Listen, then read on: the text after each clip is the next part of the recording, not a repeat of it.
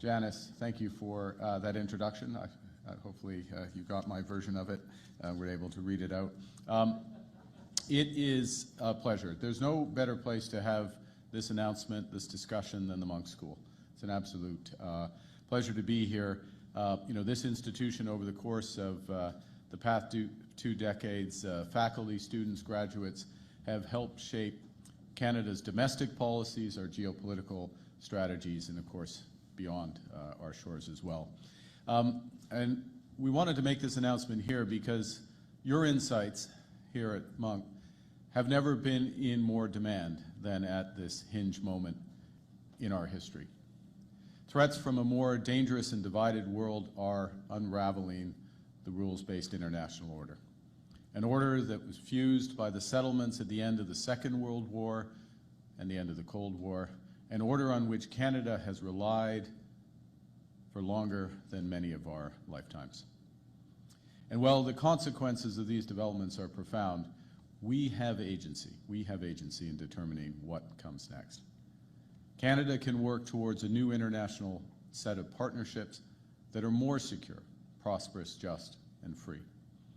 We can pursue deeper alliances with stable democracies who share our interests, values, principles, and history. And we can help create a new era of integration between like-minded partners that maximizes mutual support over mutual dependency. A new system of cooperation that promotes greater resilience rather than merely a quest for greater efficiency. Now, we can aspire to such a world, but aspiration without effort is just empty rhetoric. If we want a better world, we will have to make difficult choices and work harder than we've had to in decades. Government must start by fulfilling its most fundamental role, which is to defend Canadians. And the primary focus of my remarks today will be the nature and scale of what that will require in this new age.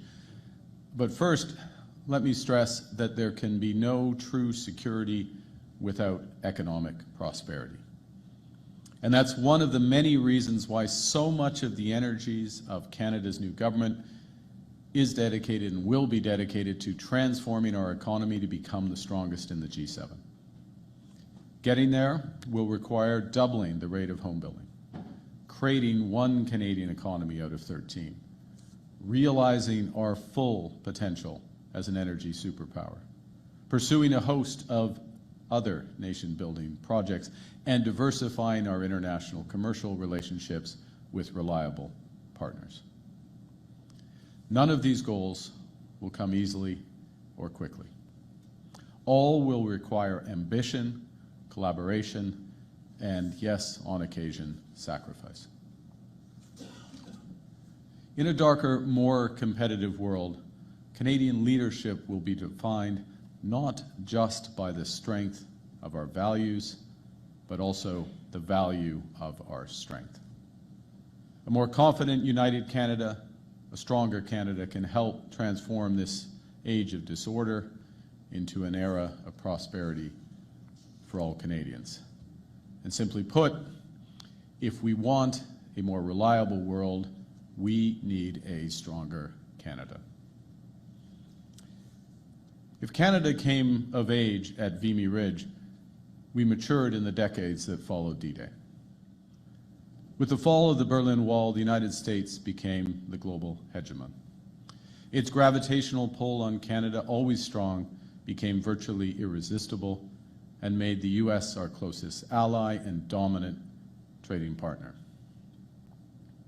But now, the United States is beginning to monetize its hegemony, charging for access to its markets and reducing its relative contribution to our collective security. In parallel, the world's trade routes, allegiances, energy systems, and even intelligence itself are being rewired.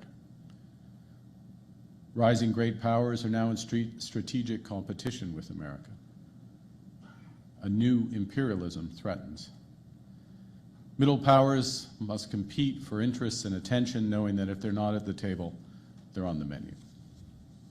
Indeed, the threats that Canada faces are multiplying. Hostile powers, including foreign governments and non-state actors, are transcending geography to threaten our sovereignty. Terrorist entities have developed new capabilities and expanded their reach to challenge global security and put our communities at risk. Cyber attacks from the other side of the world can undermine our government, bankrupt our businesses, and paralyze our infrastructure. The long-held view that Canada's geographic location will protect us is becoming increasingly archaic. Threats which felt far away and remote are now immediate and acute. And as our climate changes and the polar ice recedes, Canada's Arctic is becoming more accessible and more vulnerable to commercial and military activity. We've been jolted awake by new threats to our security and sovereignty, including from an emboldened Russia and an assertive China. Russia's barbaric invasion of Ukraine shattered previous assumptions of European post-Cold War security, leading to sharp reappraisals of the costs of collective responsibility, and underscoring how precious and precarious are international law, sovereignty, territorial integrity, and human rights.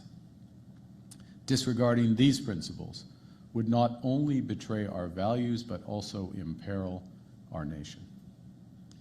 When we stand up for territorial integrity, whether it's in Ukraine or West Bank and Gaza, we are also standing up for the territorial integrity of the Canadian Arctic. 10 years ago, Canada's defense spending fell to less than 1% of GDP. It has since doubled in cash terms, but it's still not close enough to face these mounting risks. The brave women and men who are protecting our sovereignty do not have the resources they need for a riskier world. Our military infrastructure and equipment have aged, hindering our military preparedness. I'll give an example or two. Only one of our 4 submarines is seaworthy. Less than half our maritime fleet and land vehicles are operational. More broadly, we're too reliant on the United States. And so for all those reasons, I'm announcing today that Canada will achieve NATO's 2% of GDP target this year, half a decade ahead of schedule.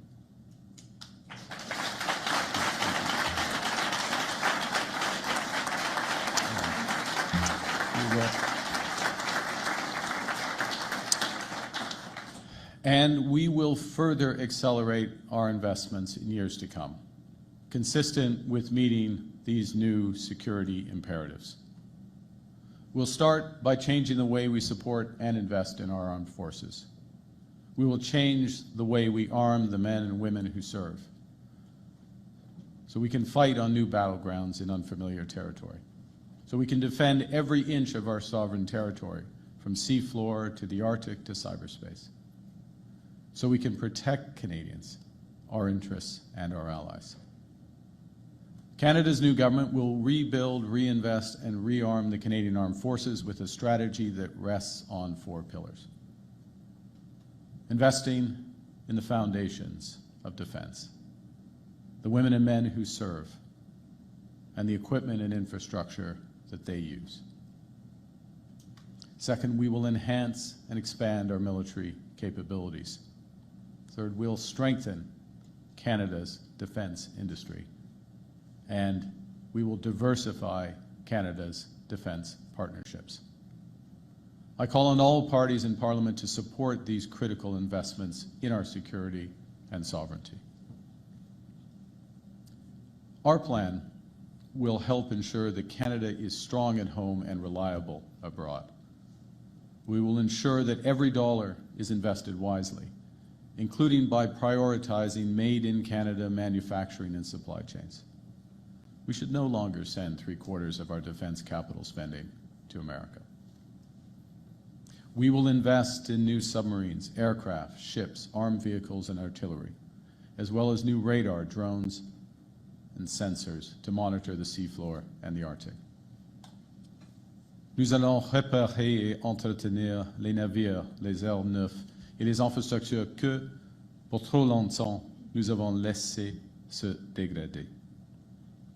Nous allons investir dans les technologies satellites afin de détecter et prévenir les menaces pour le Canada ainsi que nos alliés. We will ensure Canada's north is protected with a larger, sustained, year-round Canadian Armed Forces presence on land, sea, and air.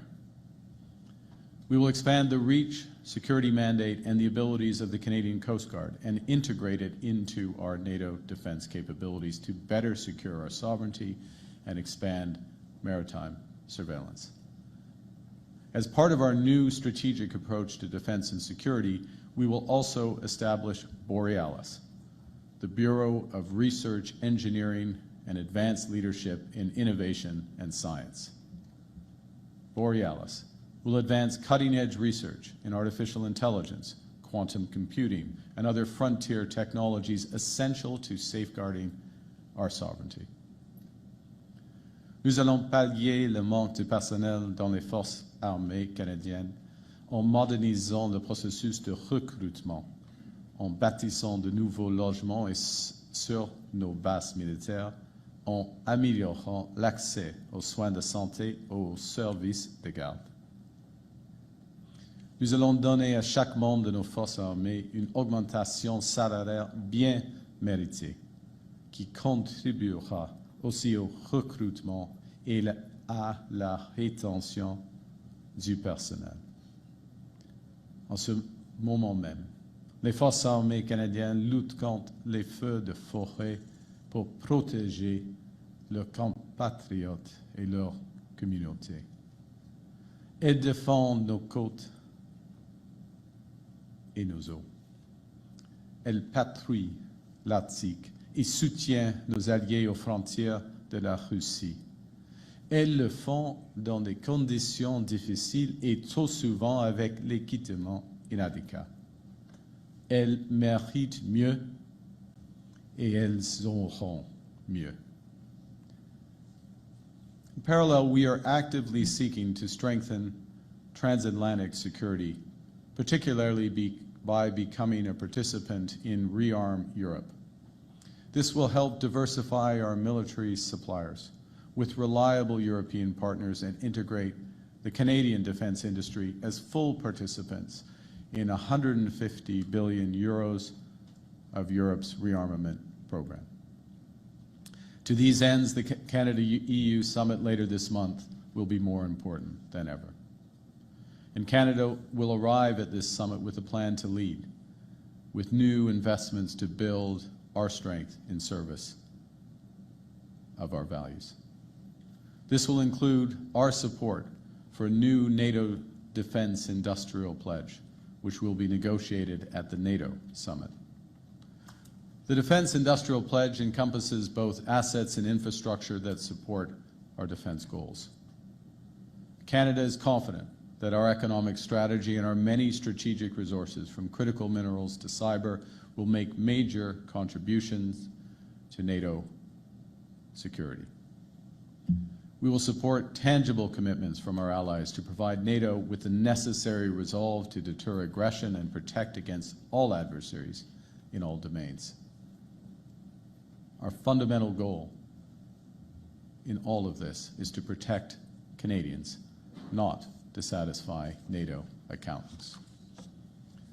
Ce qui va assurer notre sécurité et celle de tous les citoyens des pays membres de l'OTAN, ce sont des progrès tangibles et non un calcul mathématique.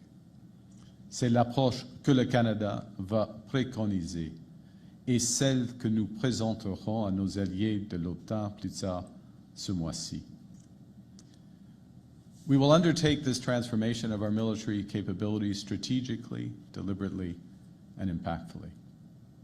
Canada's Department of National Defence will immediately design a new defence policy that reflects both today's and tomorrow's threats, informed by experts, some in this room, and the experience of allies and partners, including Ukraine.